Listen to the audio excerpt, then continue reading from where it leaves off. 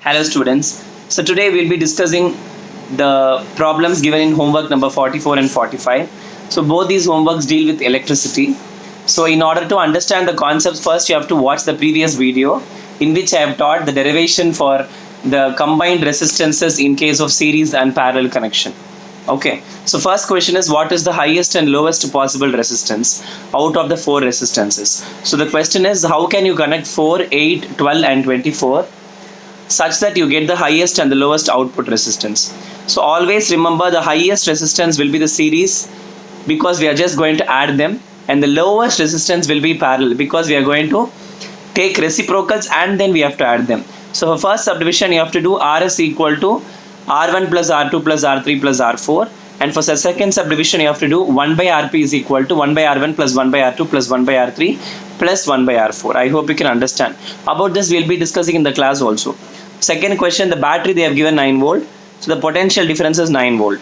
Okay, series with resistances, these 5 resistances. So they have given these 5 resistances are in series. So you have to add all the 5. That is RS equal to R1 plus R2 plus R3 plus R4 plus R5.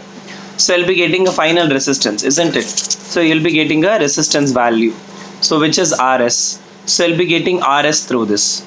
And they have already given the potential difference is 9 volt. So 9 volt, you will have this value and this value. So we will have R and V. They have asked how much current would flow through the 12 ohm resistor. They have particularly mentioned how much current will flow through the 12 ohm resistor.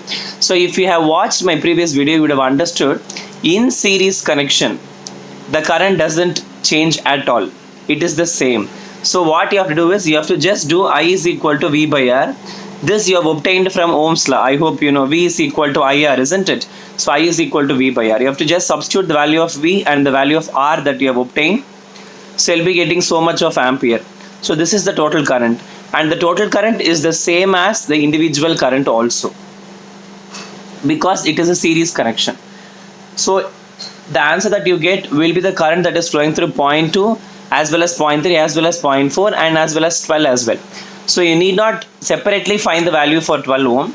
Just find the total current, and that will be the same as the current passing through all 5 resistances because they have given they are connected in series. Next one, how can 3 resistances be connected to get the outputs? So this question is the same as fourth question. So both are very similar. I'll just teach you one. So they have given 3 resistances, 2 ohm, 3 ohm and 6 ohm.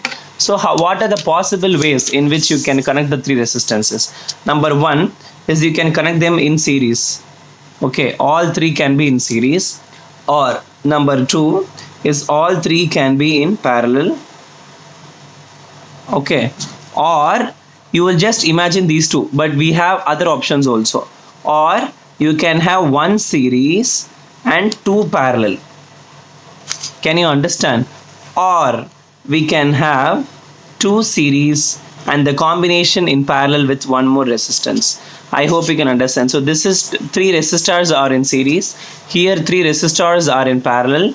Here 1 is in series and 2 are in parallel. Here 2 are in series and 1 is in parallel. I hope you can understand this. So here you have to just add R1 plus R2 plus R3. Here you have to do 1 by R1 plus 1 by R2 plus 1 by R3 equal to 1 by Rp. You know the formula. Please watch the previous videos, without which you cannot understand anything. Okay, so here we have got 1 series and 2 parallel.